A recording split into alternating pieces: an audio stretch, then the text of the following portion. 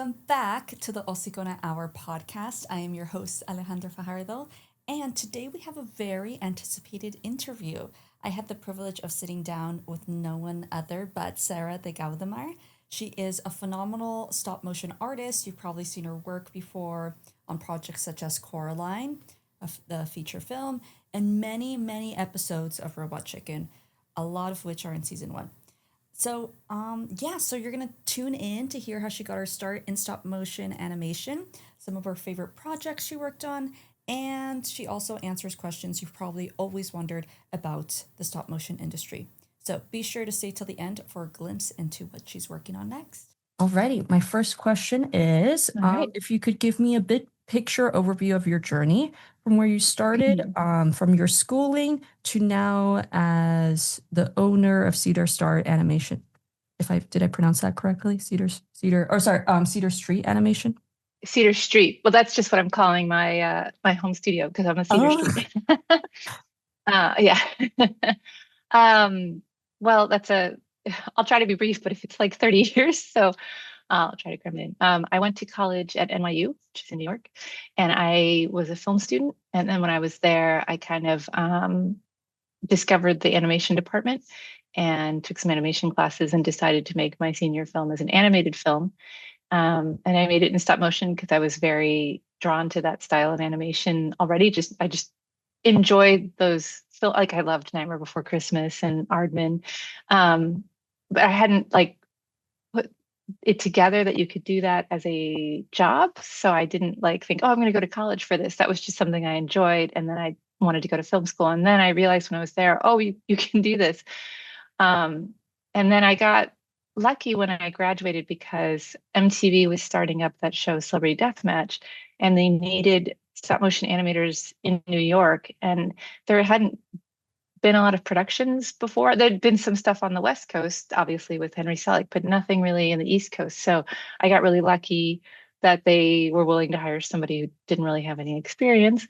And then on that job, we just animated so much that we just learned a lot on the job, and that's just really how it kind of snowballed from there. Because then I went from there to work at Will Vinton on a show called Gary and Mike, and then the PJs, and then from there I went back to New York, and then I went to San Francisco and I worked on, like I was just telling you about, the Phantom Investigators. Eventually I ended up in LA. We worked on Robot Chicken, did a couple seasons of that, and the show Moral Oral, and then I got on my first feature film, which was Coraline, and now I get kind of lost in there. After Coraline, see, what did I do? There were a couple TV specials. There was the Elf special. There was Anomalisa. There was more Robot Chicken. Then I started doing CG, and I worked on the Lego Batman movie and the Lego Ninjago movie a little bit, and Maya the Bee, which was also computer animated. And then I eventually came back to stop motion. I did Wendell and Wild. I did some animation direction on a TV series called Santa Inc. And then I also directed a CG children's series for a few years. And eventually I'm here now doing a lot of freelance work and animating in my own studio. And that's how I got here. That's awesome. Yeah, I checked out your LinkedIn, and I recount a lot of these.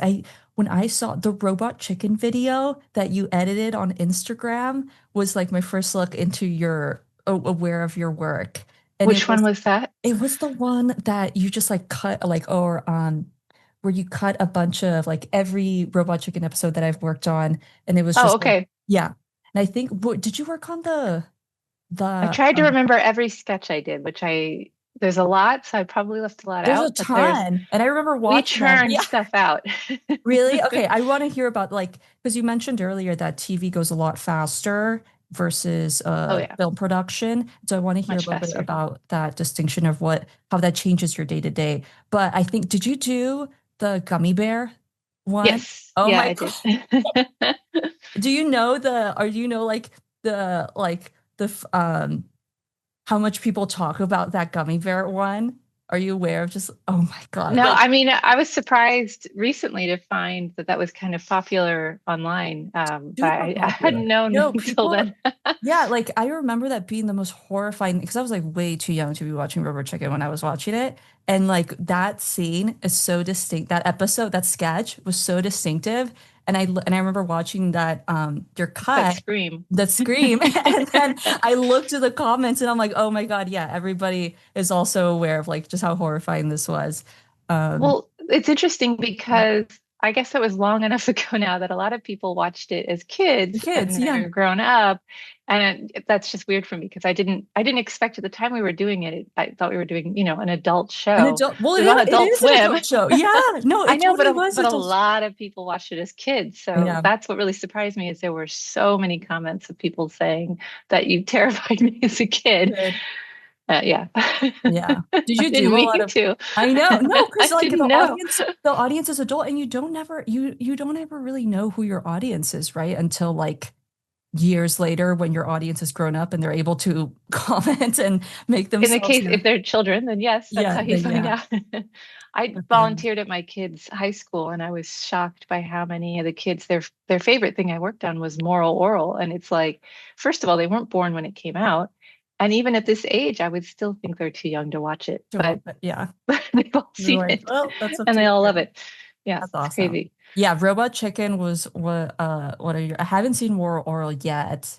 Is that also an Adult Swim show? Yes, Did and you even like more adult than Robot Chicken, I would really? say. Yes. Oh my God. It's a very dark That's saying show. Like something. it starts out kind of like a comedy, but then second and third season, it just gets more, it's very serious. It's Very serious. not very funny. Oh, oh my God, I'm scared to watch it.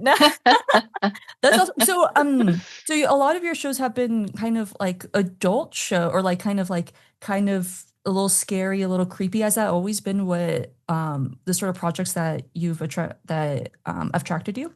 I've done a lot of adult animation. Yeah, I'm not, I think I gravitate towards things I find funny or would probably want to watch myself. And so I haven't done that much kid, considering it's animation. It's Mhm. surprising how I've not done really that much kid stuff that's specifically for kids.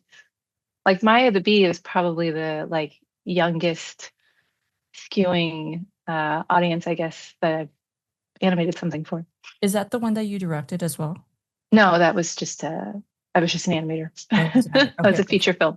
It's like a very popular series outside of the US. Interesting. Um, Where did you do that? Was that the one in SF? no, I animated that in Sydney, Australia, because I went there. I went to Sydney for the Lego Batman movie, and then I ended up, after that was done, working in another studio there.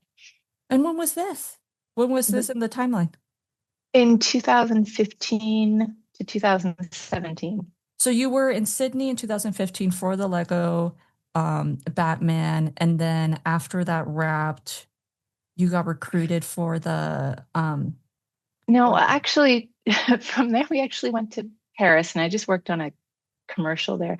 And then I worked on a feature film in London at DNEG called Ron's Gone Wrong, which is on Disney Plus. It was originally like a Fox movie, and then they got absorbed by Disney and it got distributed by Disney.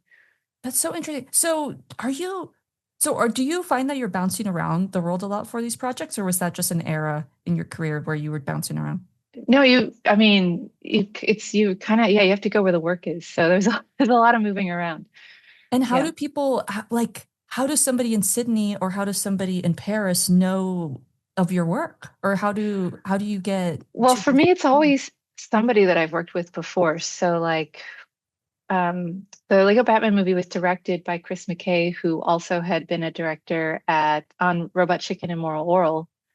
So I knew him. So he said, "Do you want to come out to Sydney?" And I said, "Yes." And then in London, the animation director was actually Eric Layton, who was also an animator on Coraline, and I think also animation director on Nightmare Before Christmas, which I didn't work on, but he goes way back. So Mhm. Wow, so it's a lot of word of mouth then. it's a very small community. Well, stop motion specifically is a really small community, and that's pretty much once you get a job, and that's kind of how you get all your future jobs, is you just, it's people that you know, they hire you on stuff. So I very rarely have ever cold applied to anything and just been hired. It's usually 90% of the time, it's somebody that I know who says I'm hiring and they call me. What Or I project beg them. are you Or I call them and I'm like, please hire me. what One or the other. what projects have you cold applied to Uh, and been successful? hmm, maybe nothing actually. Really? uh,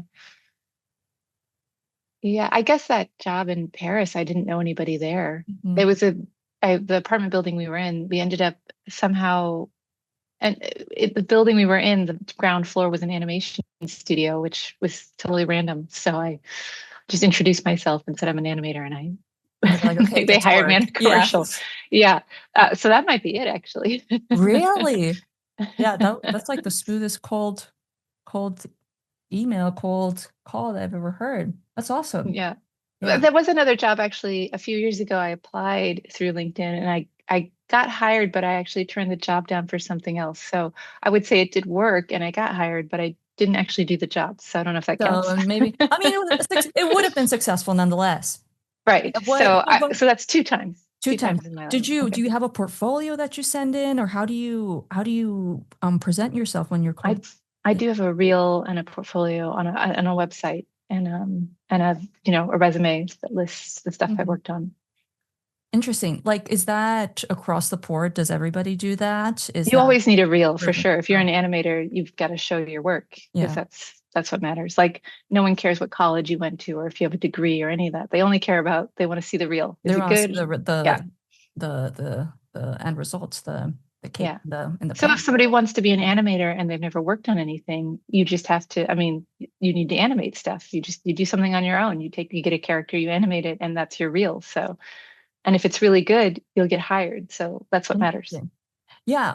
Well, let's talk about that. So like you went to NYU. Did anybody was I want to go back a little bit.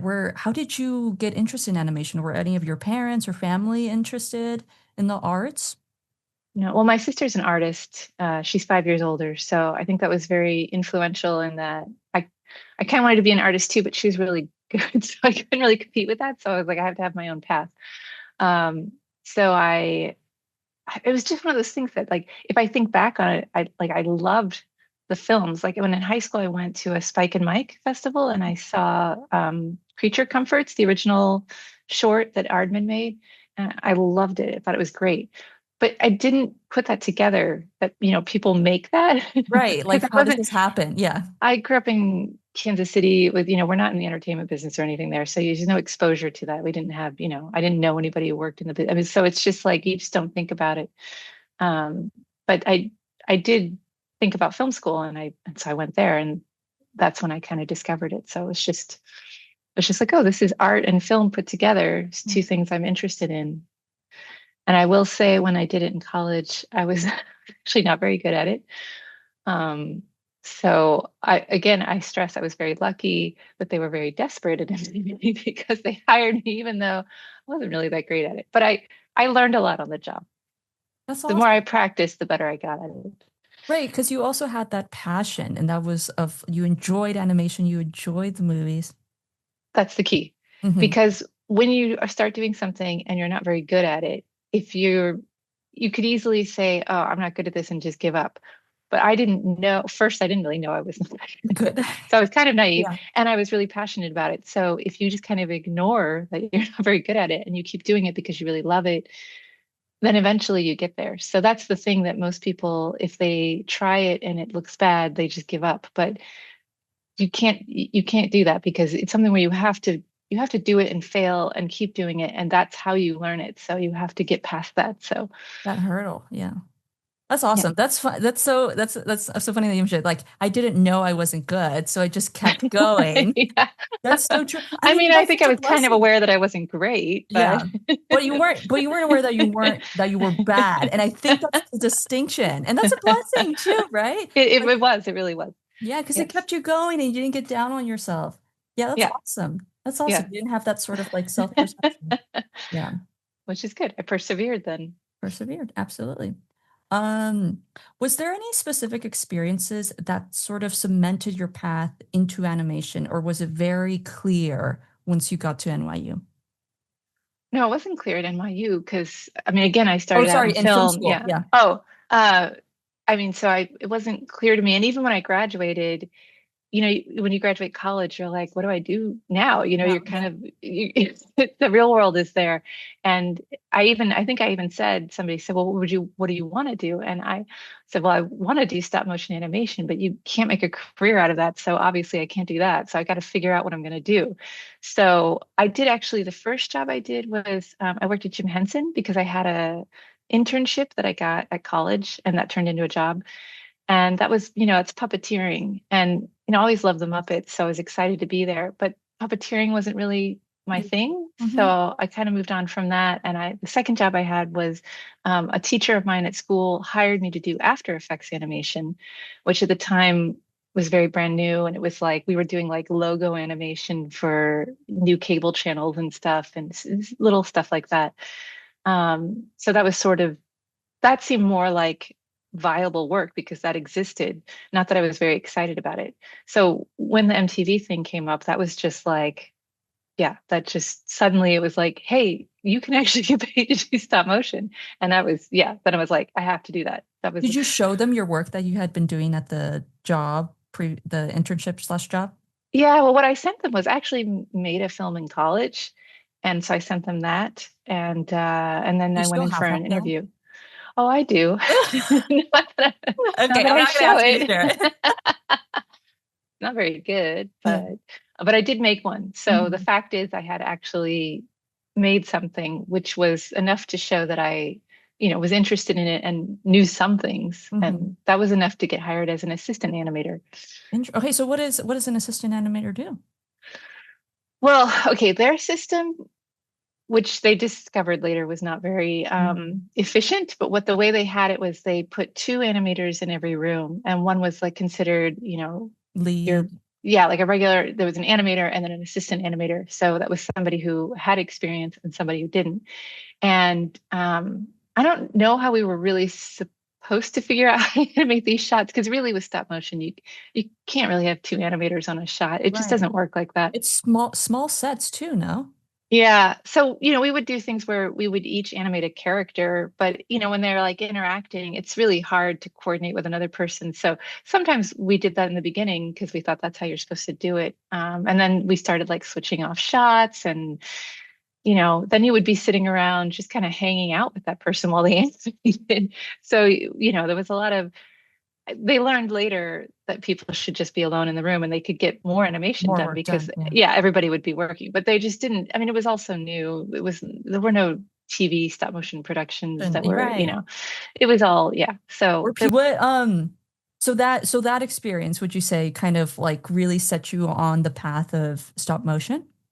oh yeah, for sure. Yeah. Because then that led into another one and another one. And I mean, it And just, then we're yeah. here.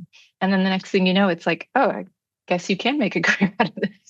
Was there anything else earlier on that you seriously consider? Any other career paths? No. No. That's Okay. where I find myself now with the industry so bad.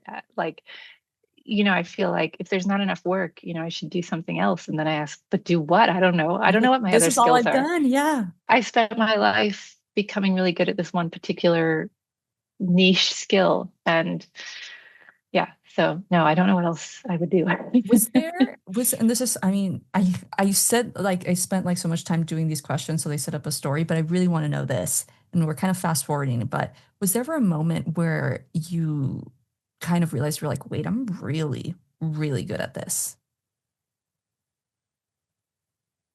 Well, I mean, I guess when I was working, by the time I got to Will Vinton and we were, working really fast, I was able to keep on like the quota and go really fast. And yeah, I mean, if you get the muscle memory and then you feel like I've really got this, I felt pretty confident. I mean, now if I look back at that stuff, I think it looks terrible What? because now I know better. Right, you Like know all that better. old Okay. stuff I post, I'm like, I know people like it, so I post it. Mhm. But it's I cringe because I know other people who are good animators are going to be like, this isn't very good. And I was like, I know. But at the time, I didn't know that. So if you'd asked me then, I would have been like, yeah, I'm really good Yeah, at I'm this. really good. But it's hard for me to say that right now because it's Yeah. like, I know I wasn't really good. It's, But you you're felt that always getting confident. better. Yeah, and Yeah, similar I to had what, confidence. earlier when you were first doing that film in college, you were also kind of confident too then. I mean, not as much. I mean, Much. I mean, I had peers who were doing stuff that I knew was better. So I wouldn't say I was like confident I was really good, but yeah, I didn't know how bad it was. That's fair. That's fair. So yes, I've always had some false confidence, I guess. And that's not a Although I don't bad have that now thing. because now I have all the years of experience and I'm old enough. Now it's like I do know if I do something that's not Now very the good. confidence is from wisdom and I'm your very experience. aware. Yeah, And so yeah. absolutely. Um, so I'm assuming you learned a lot of key skills from Celebrity Deathmatch. Was there any like key experiences that you carried with you onto the next project? Well, I would say one of the things that I think was a benefit to all the people who learned animation on Deathmatch, as opposed to people who start in features, I think they kind of have to do this like small, slow kind of animation. And I think what was great about Deathmatch is we had to learn a lot of physics and a lot of really dynamic motion. We had to be really big. And I feel like it's good to start there and then scale that back because you've got the physics right and you know how to like make something kind of dynamic. I feel like it's harder to go the other way. So I really do think that that was like graduate school for animation. It was just a really great way to go about learning how to animate. It's just to get like a punch right. It's if you can make that feel right and make it big and dynamic, then I feel like you can animate anything. You got it. That's awesome. Yeah. So if I'm understanding what you're saying correctly, like you got those kind of like foundational skills from deathmatch that might be harder for someone to learn who may have started in the feature film I first. think so. Yeah, Yeah. Yeah. that's awesome. That's Also, a awesome. lot of people now are very reliant on using live action reference, which I think is great. I use it all the time. But I came from a world where we didn't have the tools where you could use it in the same way. And so I feel like that was probably good to learn how to like just animate without that kind of stuff. And so you kind of learn to be a little more dynamic, just kind of mimicking live action stuff all the time. I don't know if your stuff has that kind of if it's as dynamic. As dynamic. So what was your point of, did you guys have storyboards as your point of reference or what did you use? Yeah, there'd be a storyboard and an animatic, and then yeah, you were kind of free to do whatever. That was my question. That was my next question. So the screenwriter made the story, or somebody made the storyboards, and then you were in charge of sort of interpreting them with the figures. How much freedom did other projects give you more freedom? Was something There like was a lot of freedom. For There's Coraline? actually surprisingly in stop motion there tends to be a lot of freedom because you're kind of you're alone in the room and you're kind of working with where the puppet's going and it's like it's going here, I guess I'm going there with it because you kind of have to make changes on the fly. So there's a lot of improvisation and that stuff's you usually don't have a chance to reshoot it because productions are really fast, so a lot of that stuff ends up final in the production. So yeah, you have a lot more control than in other types of animation. Interesting. What are the other types of animation that you've done? Well, I've done CG. I've done a little bit of 2D, but it's definitely not my strength.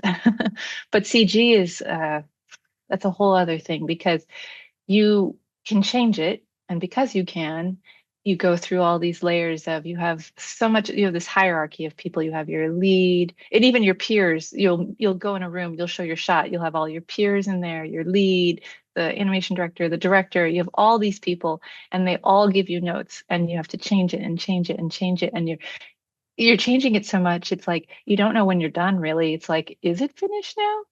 And you also don't feel like it's really, you don't have the same ownership because now it's like I don't even feel like this is my shot anymore because I've kind of lost Right, there's a what lot I had put into it. of So I never felt the same way about a CG shot as I felt about a stop motion shot. Interesting. So, do you, at this point in your career, do you have freedom to really pick and choose what sort of animation styles you're working on? At this point right now, with the industry the way it is, I mean, if a job comes, I take it. So Oh, really? Okay, whatever. Yeah, it's CG, not 2D. like Yeah. people are knocking on the door with like, all these things to choose from. So right now I'm open to, and I've switched, like I did a commercial in CG last fall, and then I just finished a commercial with stop motion. I mean, I'll do whatever. Okay, we'll make sure to clip that and post it. Whatever pays the bills. Yeah. But I mean, I think I enjoy both for different reasons. I mean, I enjoy stop motion. That's, I think, what I'm most passionate about. But I also, it's very physically hard. So it's nice to be able to do CG sometimes and just kind of, you, it's easier on your body, and you can make changes. So it's kind of a different beast. So they're fun in their own different ways. For those at home that don't know what CG is, can you give us an example of what a CG Well, all animation the Pixar movies, or CG? Yeah. yeah, that's all computer animation. I just mean it's animated in the computer. It's not physical. You can't touch it and move it with your hands. It's something that exists entirely in the computer, and you're using the mouse to, move things around. Did you Whereas learn? Oh, stop sorry. motion, you actually are grabbing something and physically moving it, and it's something that exists in the real world and has texture. Sorry. No, you're good. No. This one's more. But what? So did you learn CG at your film school, or was this something you picked up along the way? I did take a class so when I went to college, how old I am, we didn't have, like, computer animation was a brand new thing. So we didn't even have that as like it wasn't like a regular class in the department. When I graduated, there was an intro class to soft image, I think. And I took that class in summer school, my very last semester. So I got a very little taste of it. I was not very good at it because I was like totally overwhelmed by like the software is not easy to learn in a like 2 month class. So yeah, and then I didn't have an opportunity in it right away. So that just kind of fell out the window. So I didn't come back. I didn't. So then when I was working in 2015, well, 2014 actually, when I was working, I was back on Robot Chicken in LA, and the studio I was working at was a part of this program where you can take night classes at the same time that you're working, and I took night classes to learn Maya. And so then, because I was learning it, I was able to get the job on a CG film, and then yeah, so Was the first and the CG film, was that the one you Lego mentioned? Batman. Like, oh, Lego Batman, of course. Yeah. Okay, what are some notable scenes, or like were you in that for that whole project, or did they Oh try to yeah. come in? Really? The whole time, yeah. And I mean, we shot that thing got re-edited a couple times. So like there's so much stuff that we shot that didn't even make it in the movie. Like I would say almost like another movie's worth of stuff. I mean, so we animated quite a bit. Also, because doing the Lego style, it's pretty fast. It's kind of easy animation. So, You're able to we try. made it. We animated a lot of stuff. Yeah, Yeah. that's Yeah. awesome. So yeah, I made a lot of that. Like the scene where he rips off his pants and throws them at Batman. I did that shot. Oh, can we plug that in here? That scene You gonna plug this scene in? of the big ripping his pants. Yeah, you sure? Is that okay? Also, I Yeah, want to. Can we plug in your cut of all the robot chicken scenes you did when we were talking about it earlier? sure, sure. Okay, Do you like it? perfect. I was literally so Yeah. excited about that. But Yeah. I mean, I don't own the rights to oh, those, that's so right. it's Yeah, easy for me it's to fine. say yes. Yeah, Will yeah. you get in Well, trouble with them? I don't know. we don't know. We'll But see. you have my permission. Well, thank you. I But post them, and I know, right? So I'm like, I I feel haven't like been if I sued post it, yet. right? Yeah, you had a pretty big hand in creating them. What has been your favorite project so far? Well, I guess they're very different answers to that. I mean, I think the one that I'm most proud of that sort of has I think the one that has stood up all these years, like, there's a lot of things you work on and they kind of disappear, but Coraline is probably the most memorable. Yeah, And that was my first feature, and that was like an amazing experience to be with all these like legends of stop motion. That was kind of amazing. So that's definitely something that I'll remember forever. And then just as far as like the people that you work with, I mean, I had a show I worked on called the Gary and Mike show way back in the day. It's not something that's memorable or people have watched it, but as an experience, like it was such a fun time because we had previously worked shooting on film, and then that production was digital. We shot, using software in the computer, which was, I think, maybe the first time that's been done on any production like that. So it was scheduled like it was shot on film, which is a much slower process. So we were very fast and ahead of schedule all the time, which meant we had like extra budget. So we moved to like we did 4-day weeks instead of 5, and we had all of these like they'd give us parties when we hit quota, and Oh, we were wow. just I mean it was just such a fun production because we were relaxed and we were happy. And so I mean it's different things. It's like what job was fun, what job is a memorable thing that I Memorable. worked Yeah. on. They're all very different. So Yeah, absolutely. Yeah, I feel like I should have been a little more specific on that. But yeah, that's awesome. So, well, that brings me to my next question. Had a very successful and long career, that I've seen starting in the late 90s with Celebrity Deathmatch. What have you seen are the biggest changes in the industry? well, for stop motion, I mean, I've seen it go from, like I said, shooting on film and then video and then digitally in the computer. When I first started, we didn't have any way to see what we were shooting in real time. We couldn't play it. And then we had something called the lunchbox, which looked like a little actual lunchbox, and you could watch your frames. It wouldn't record them permanently, so like if you unplugged it, they were all gone, but it would let you see a few seconds of your work, and not with and it had no sound either in the first one. So when you were showing it to get approval on your shot, you'd have like a little tape recorder and you'd try to press play on the two of them at the same time, so they were kind of in sync. So I mean, that kind of way of working it's like, yeah, we've come really far since then because now we have this software called Dragon Frame, which everybody uses, and you have your sound in there. You can play everything back in real time. You can like draw your arcs out on the screen and show all your increments and just all these tools. I mean, it's never been easier to animate than it is now. It's just the technology is amazing. Interesting. It's never been easier to animate as it is now. Do you think that has proven there a rise of animators?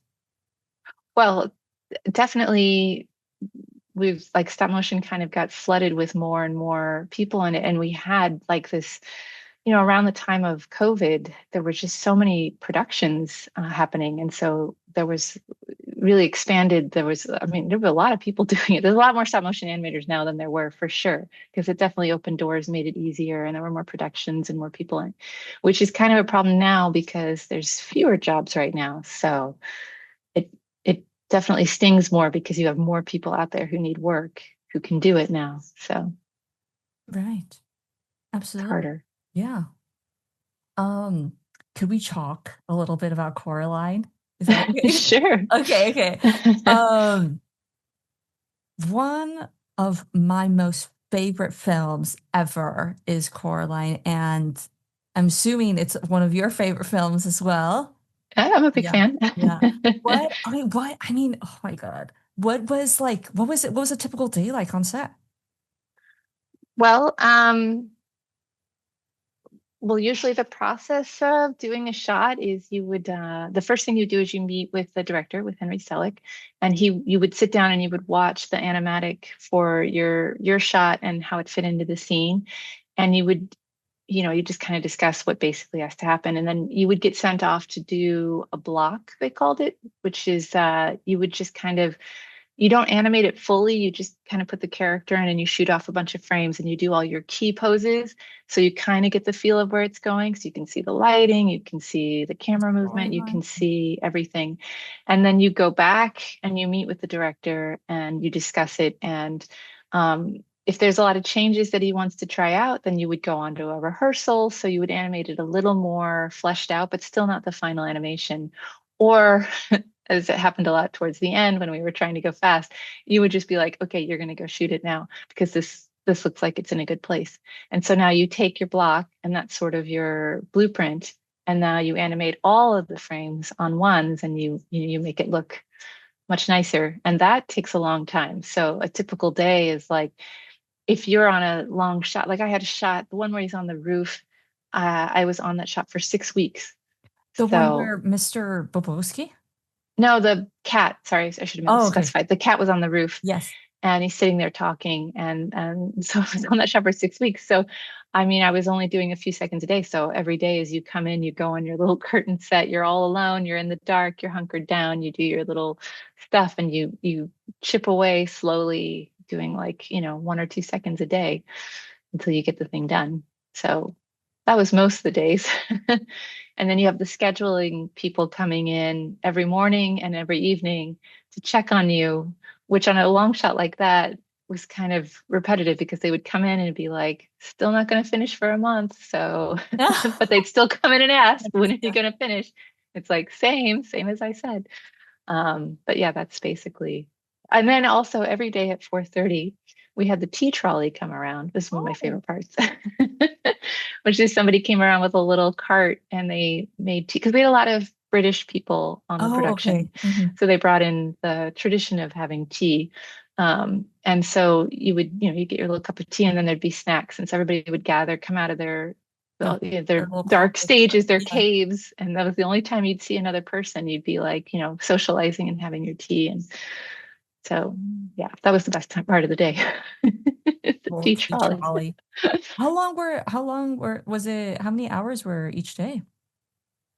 It was a lot of.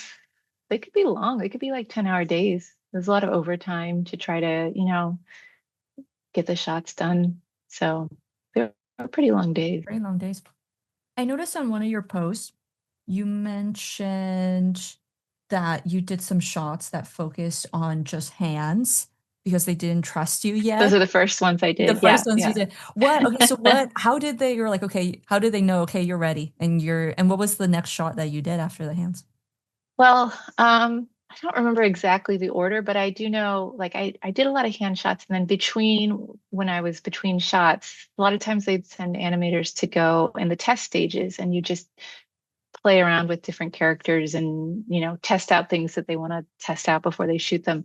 And I was doing a lot of testing on the cat. And so Right, I your cat was the model, right? Or you had, Oh yeah, yeah, yeah. yeah, That yeah. was when I had the shots, but before I was testing it, Mhm. and I did some actual shots in the test stage, and Henry liked them, and so he was like, "Yeah, you can do that shot for real." And so it was like it was like an audition, and so then I was able to do cat shots. Awesome. So I saw the behind the scenes of Coraline and that there's three kind of stages, and I'm sure there's a lot of stages more than that in between, but one of those stages is like storyboard with There's a pencil. storyboard, yeah. Yes. Are you making the story? No, no, Okay. there's a whole story department. They make the storyboards. They're incredible artists, and yeah, they they're really they're good inspiration when you're going to animate because they do a lot of they do a lot of poses and expressions, and so it's really useful. And when did your cat come in that whole formula? Well, so then the storyboards get turned into what's called an animatic. So that's timed out with the dialogue and the music. And then you get a printout of you get what's the X sheets they're called, which has all of the sounds for the dialogue next to a key for what face to put on, because the faces were all 3D printed and they were interchangeable. And so that's given to you, and that's when you animate. That's awesome. Because so I'm a teacher, so I know about a lot about well, not a lot, but a little bit about like sounds and how it relates to the mouth. Like, did you become like sort of expert when looking at like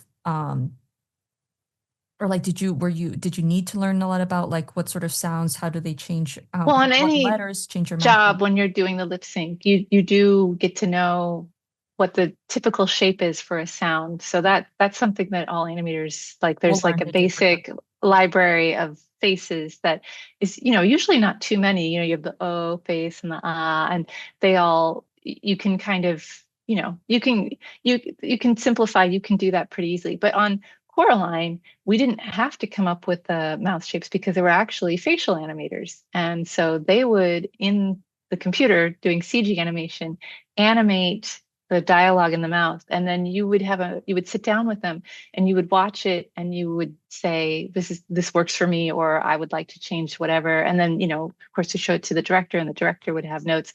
And when everybody was happy with the way the mouth looked, then it would go off to get printed In and the go to three. the library. Yeah. And then I I don't know. Now I think they print things very specially for each one, but at the time I think they were trying to somewhat have a library. So I think even when they were doing the facial animation, they were using stuff from the library as much as possible, not printing brand new things all the time. Um, and so yeah, there's a whole library with faces, and there's like a librarian who's like putting together the kits and giving you the kit with, With the all the coded, yeah, with all your faces that you're going to need. But yeah, there were facial animators who they were specialized specialized in that. in doing that. So they were very good at coming up with the lip sync.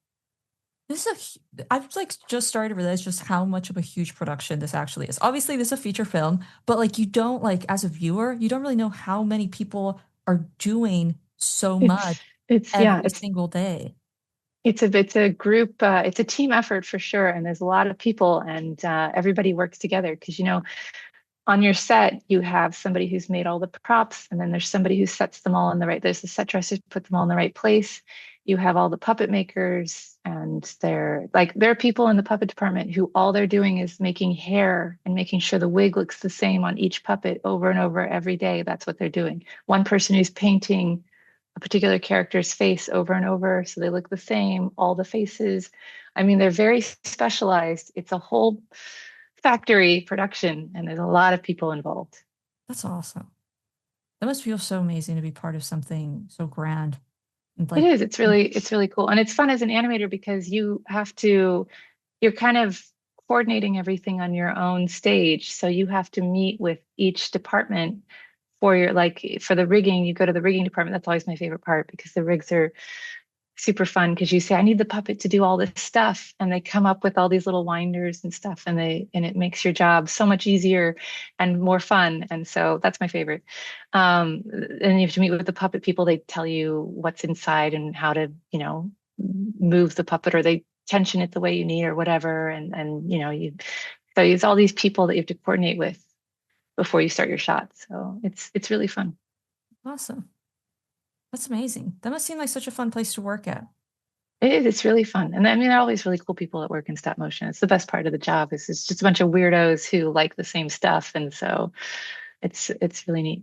That's awesome. Yeah, especially because everybody's like really good and everybody's kind of like they're master of their own craft. Yeah. You have them all under one roof and Yeah. Lots all of like really yeah. talented people, very talented at something very specific.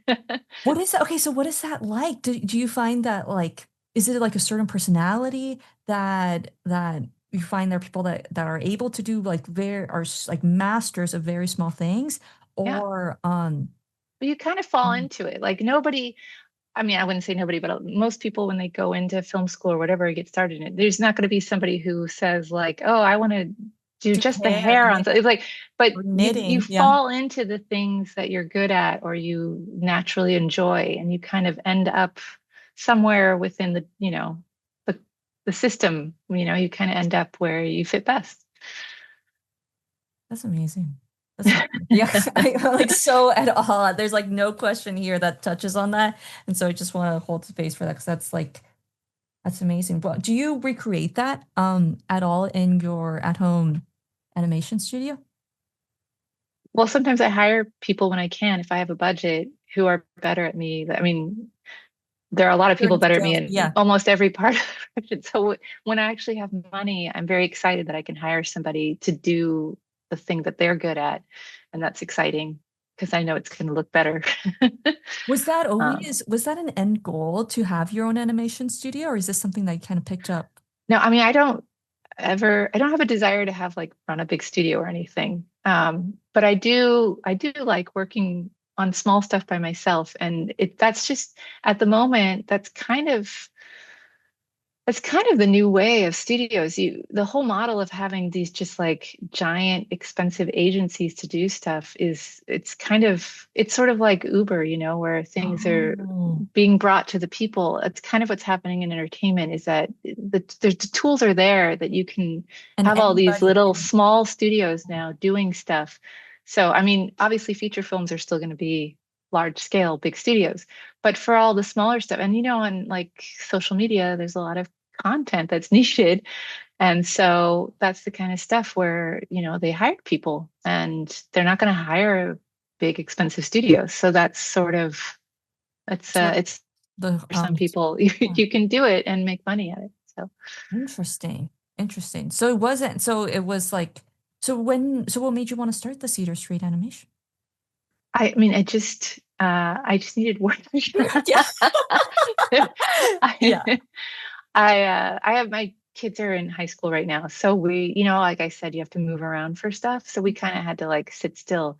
And so when there wasn't work here, I had to create that for myself then. And that's kind of how it happened. It's just I needed work. They needed somebody to do these things. I was like, I can do this in my studio. So Was that like a big leap, or was that kind of like a pretty logical, easy transition to make? Well, the hard part for me was, I mean, some people might say, I'm going to do this and they invest a bunch of money and they make a whole studio.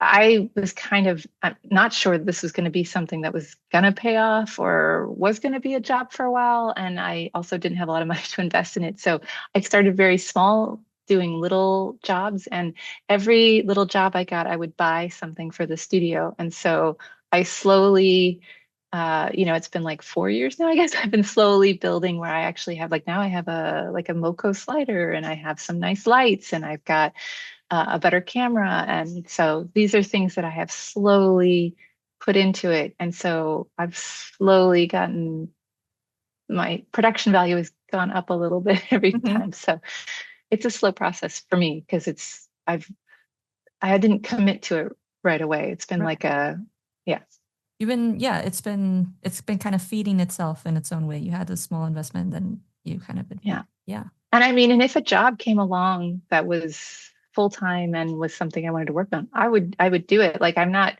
committed to it in that this is definitely what I'm going to do. It's just that this is It's for me right supplemental now to where the work is. where So the work is. I'm Yeah. just yeah, I'm just being flexible and surviving with the industry in the way that works right now. So Yeah, absolutely. I really like that metaphor you use where of like that this is now like kind of like Uber, where everybody kind of has their own or animators have their own it studio. is for better And and for worse because yeah. like Uber, it allowed a lot of people to kind of, be their own boss and Awesome. and work, but then also it does allow a lot of things to, the pay to go down and I mean, it's like it works for those studios or the companies that want to, get the animation for cheaper, but it's so there's pluses and minuses. There's some downsides to it, but on the plus side, it does allow a lot of people to, be their own bosses and be flexible and do their own work. So that part's nice.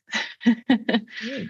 Is there um is there anything that you still want to explore in your career that you haven't had a chance yet, whether that be working with a certain company or a certain project? Uh, well, I mean, I would love to I'm trying to get some time to myself. I'd love to do something on my own. I spent my whole career working on other people's stuff. So the thing I haven't explored is I haven't gone. I mean, I know I did that bad film in college, but I want to do But something that's that's been so, mine. yeah. Yeah. So that's something that's still ahead of me.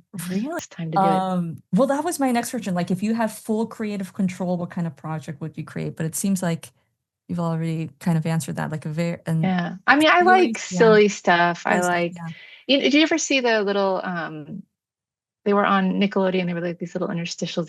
It was a show called Purple and Brown. Let me see. You gotta look it up. They're like these little blobby characters. Um, I loved them. They're very simple. They make me laugh. They're just goofy. That's the kind of stuff I want to make. I mean, I'm happy when people spend a lot of time and make something really beautiful, but I just personally just really like the idea of something that's simple but also very funny. Very silly. Yeah, I remember that era of this. This was like 2006. I definitely remember the era where Nickelodeon was doing You this should, if sort you of. haven't watched Yeah, them, you should watch them. I They're very will. silly, very simple. Yeah. I will. I love You cartoons. should follow that guy on Instagram. He's really, I think Oh, really? I don't know if it's pronounced Waber. It's Waaber, I think is how it's Have you spelled out. connected with him? Yeah, actually I have. I was supposed to meet him because he's at Aardman and he offered to show me the Aardman studio, which I'd never set foot in. And then that was when we were in London. And then the day I got there, they put London in lockdown because of COVID and you weren't allowed to go inside anything. So I missed out on my chance to go into Aardman. What do you The mean you thing missed that I out on said your chance? got me inspired. I still have never set Is it foot not inside. avail? Is the invitation not open anymore?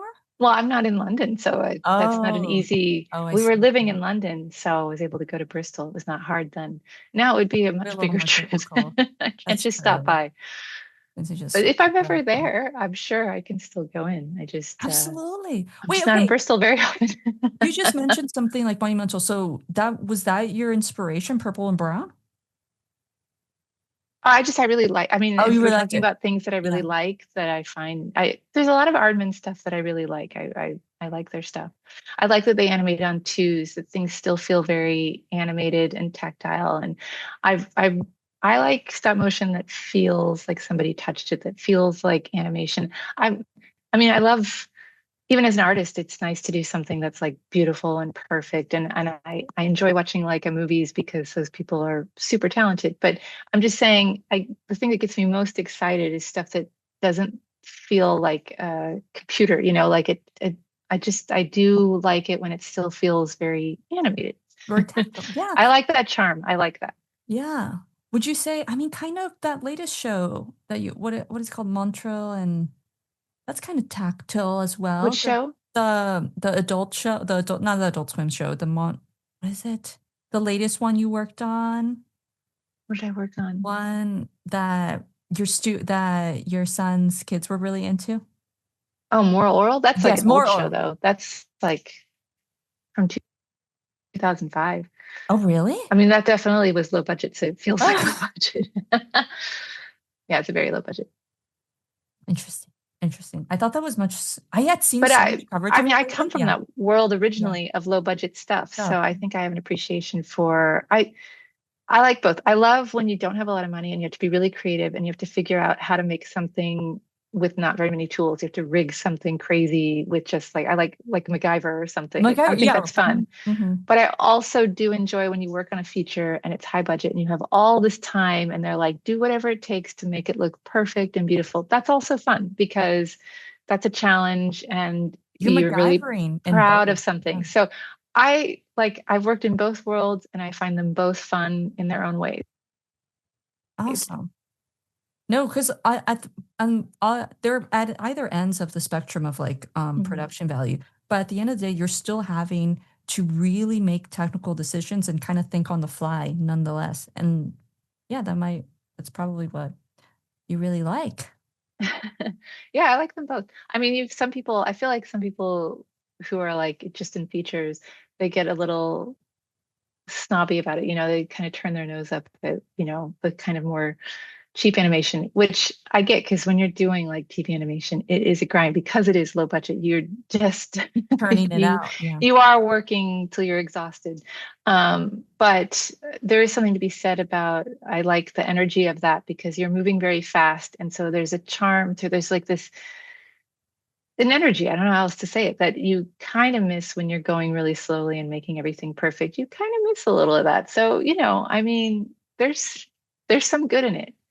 Absolutely. Absolutely. Well, I have a question that I ask all my guests, and you don't have to have a good answer for this whatsoever. Okay, But good, good. I don't just always have good answers, that's so great, no pressure. so no pressure. But do you have anybody on your mind or on your contacts list that you think would be a good person for me to interview next? Who works in animation? Is that Or anywhere, any interesting job, whether that be animation or somewhere else in the industry. hmm, I'll have to think about this. be something interesting.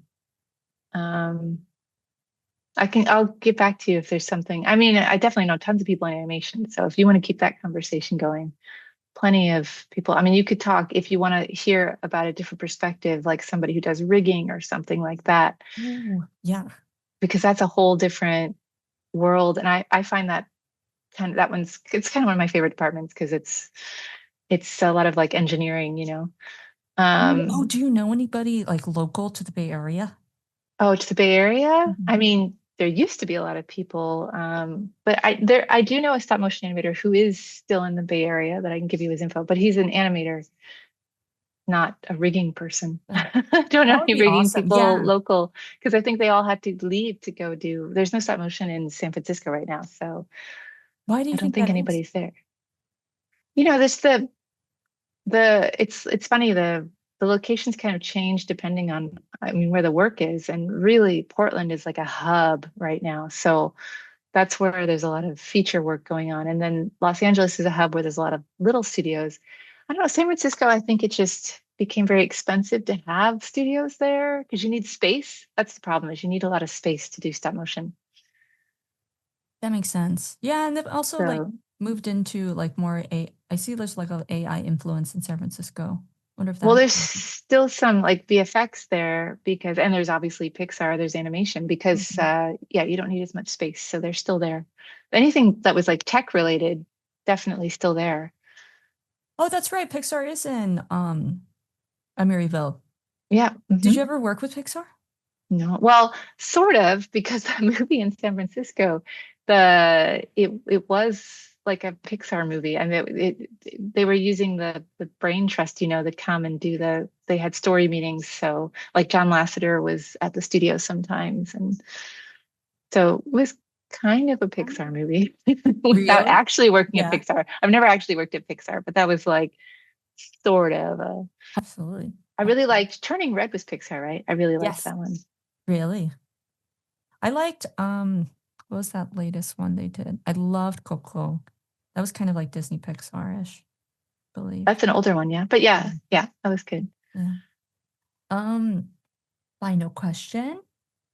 If someone wanted to become an animator, what are like today, what are three things they should do this year to get started?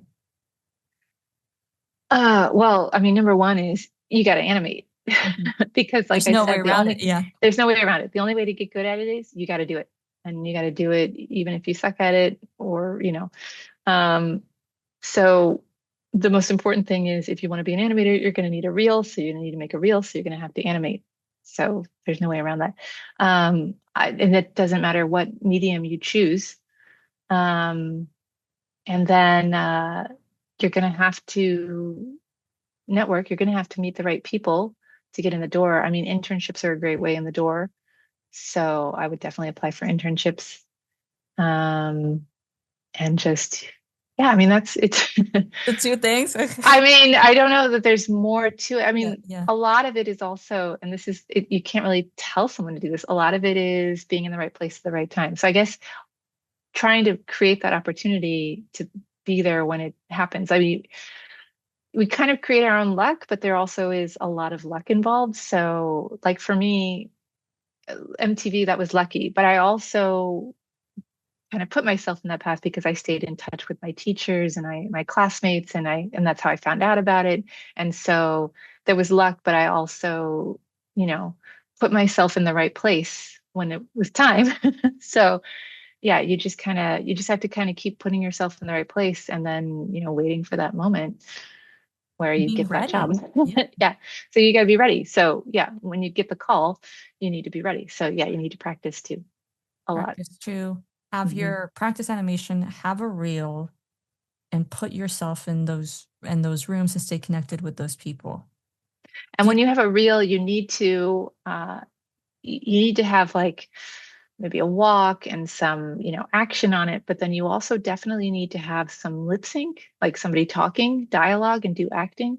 Because I know when I was in the animation director of that show, Santa Inc., we had to, you know, when I was looking to hire people, I had a lot of reels from college graduates and they would have like their exercises they did in college, but there were so many of them that didn't have any dialogue on it, no talking.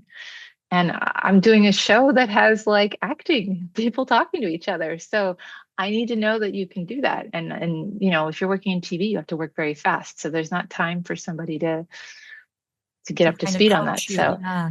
yeah, so I would say if you're really serious about it on your reel, you need to have all of these things on there, or else someone's just gonna, Someone's going to look the other. Yeah.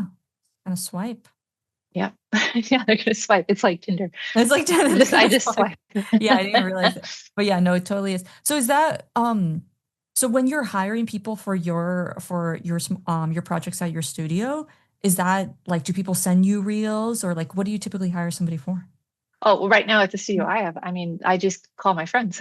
Oh, really? Oh, okay. Yeah, I mean, I have a lot of friends who work in the business, Right. so Of that's easy. course. I Why don't would need you anybody bother? to apply or anything. No, there's But no. when I was working in the case of this, and of course, this was just after COVID when I said there was a boom in the industry. So I tried calling my friends, but they were all They were all busy booked. working. So that was when we were trying to hire brand new people. And so that was when I had the chance to see a bunch of reels and, figure out who to hire. And that was when I learned from experience what should be on somebody's reel and what shouldn't be on somebody's reel. Were you like the hiring manager? Well, for the animation team, I was in charge of, yeah, finding the people for the team. Yeah. Oh, wow. That's You get awesome. to build your team. And you have to, yeah, absolutely. Yeah, that's one of the perks. And so you were was that the one you were directing as well?